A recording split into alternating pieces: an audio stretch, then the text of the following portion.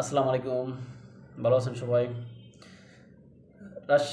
রাশিয়ার president Vladimir পুতিনকে বোঝানো সহজ বা তার সাথে আলোচনা করা বা নেগোসিয়েশন করা অনেক সহজ এবং বিপরীতে ইউক্রেনের প্রেসিডেন্টের সাথে আলোচনা করা বা তাকে নেগোসিয়েশন করা বা আলোচনার টেবিলে বসানো খুবই কঠিন বলে মন্তব্য করেছেন যুক্তরাষ্ট্রের প্রেসিডেন্ট ডোনাল্ড ট্রাম্প।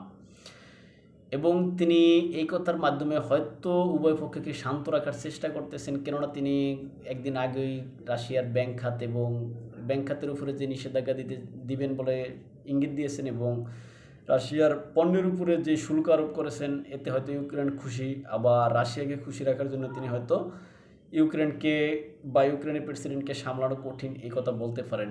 এবং তিনি কোন উদ্দেশ্যে বলেছেন সেটা তিনি ভালো জানেন। আসলে এখানে তিনি যেহেতু মধ্যস্থতাকারী বা যুদ্ধ বন্ধ করতে চান, সেই ক্ষেত্রে তিনি হয়তো উভয় পক্ষের সাথে আলোচনা করার স্বার্থে বা আলোচনার ফিল্ড তৈরি করার জন্যই বা উভয় পক্ষের আস্থা অর্জন করার জন্যই এইভাবে বলেন। উভয় পক্ষের বিরুদ্ধেই বলে থাকেন, আবার উভয় পক্ষের পক্ষেই বলে থাকেন। যাই হোক, কোনটা সঠিক কোনটা ব্যাঠিক আপনারা কমেন্ট বক্সে জানিয়ে দিবেন। ভালো থাকবেন সবাই। আসসালামু আলাইকুম।